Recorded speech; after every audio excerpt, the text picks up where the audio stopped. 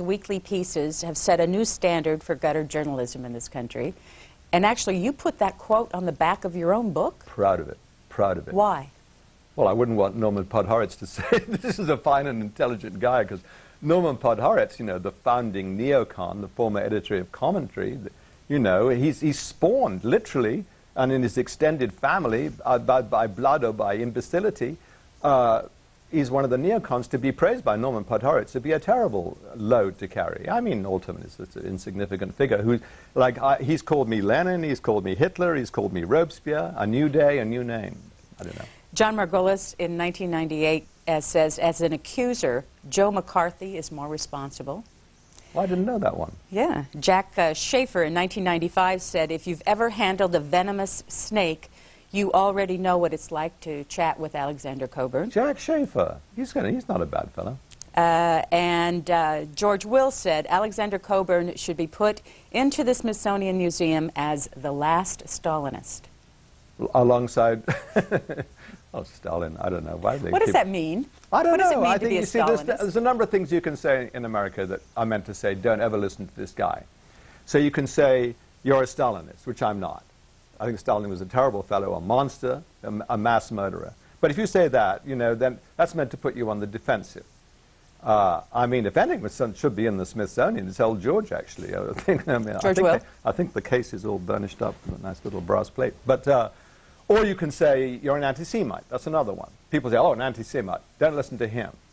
That means basically if you've ever said a word of criticism of the state of Israel, you're classified as an anti-Semite. It's in fact, I think an Israeli ambassador was once asked if they'd been to the States, what do you count as one of your big achievements here? And he said, to persuade Americans that to criticize Israel was to be anti-Semitic. Well, it's not true. We, in fact, did a book. I have it right here. You 2003, have it right there. The Politics of Anti-Semitism? Yeah, it's a series of essays. What is it about? It's about exactly what I've been saying, that we say, you know, there's many things you can criticize the state of Israel for. You know, I'm starting with the treatment of Palestinians. And a number of people address this issue from a number of perspectives. I have an essay in there about it. And it was actually it was the first Counterpunch book we did, and it was a big success. But I think that's changing now because, you know, the Israel lobby has received a fair amount of unusually much more public criticism than it has in recent years, starting with, of course, former President Carter's book, and also the professors Walton Mearsheimer of Chicago and Princeton did an explicit and carefully researched assault on the lobby. And that, 20 years ago, you wouldn't have seen that. It was a very different atmosphere. So that's what that's about. But to go back to insults, so you delegitimize somebody by saying, you know, I don't know.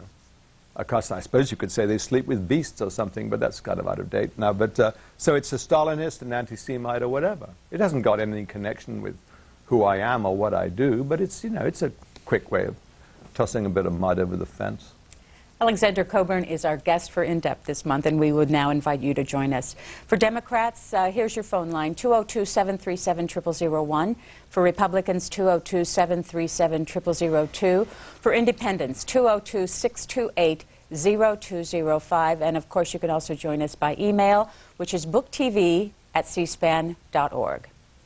You wrote recently that if Hillary Clinton and Laura Bush were running for the presidency, you would vote for Laura Bush.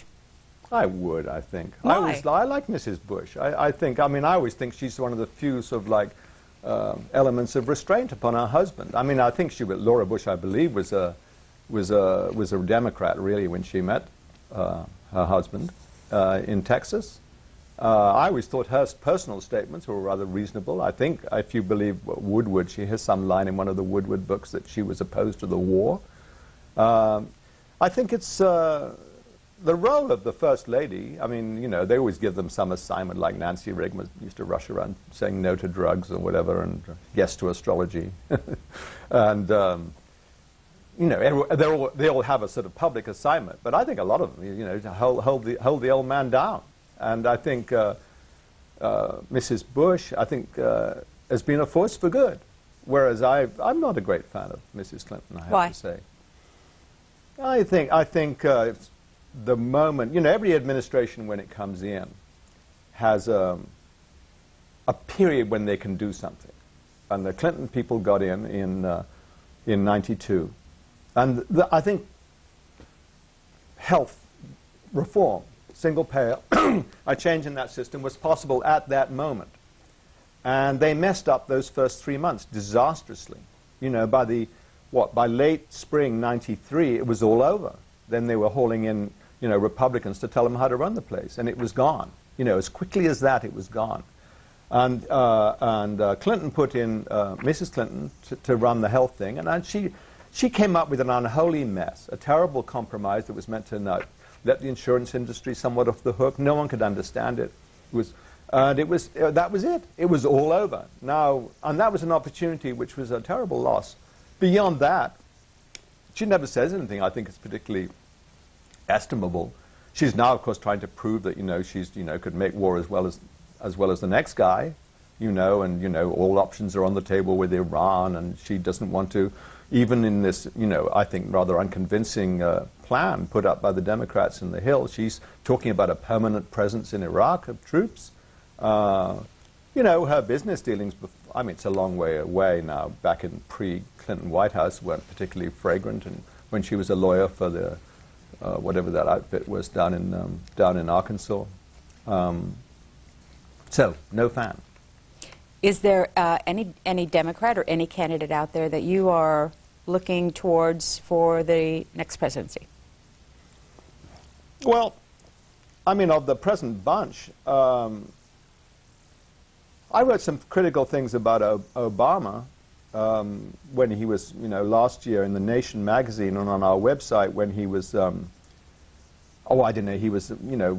cheerleading for Joe Lieberman, who's probably my least favorite senator. We could go into some length to Lieberman, but I don't know, let's not rock the boat. But or we could rock it, but why waste the time? But I kind of feel sorry for Obama now, because what he advertises is what you must do and say to survive in the Democratic Party. So, of course, any semblance of an interesting position on the Middle East has vanished. He went off to the AIPAC convention and basically, went in and sang the right tunes. And, even then they said, did he sing loud enough? Are we quite sure? Did we get the message?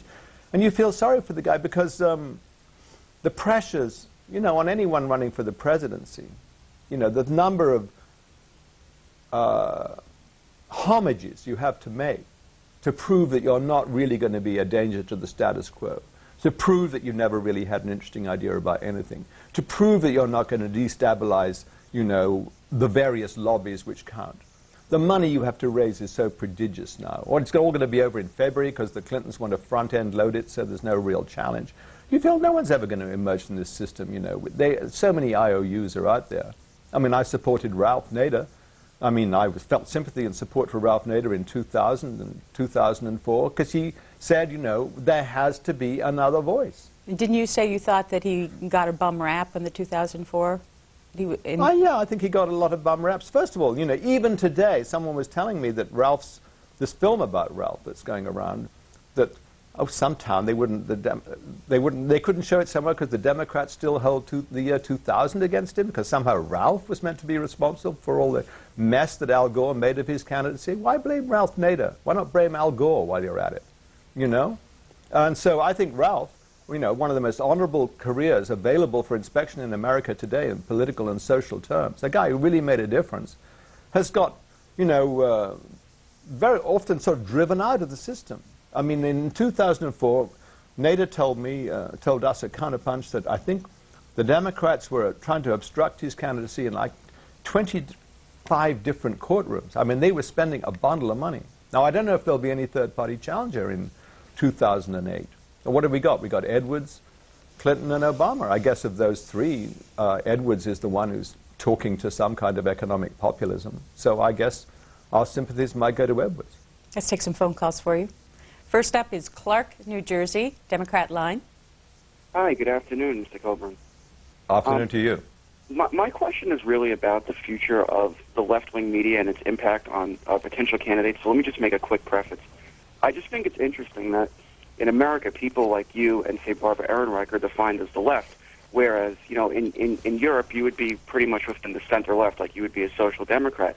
And what I think needs to happen is we need to have public intellectuals that are bringing the ideas that are being talked about in academia, say, like talking about scholars like Slavoj Žižek, Antonio Negri, David Harvey, people that are really talking about progressive left-wing discourse. And we need to bring that into the public sphere. And I think people like you should be talking about that, should be bringing this to regular people. Well,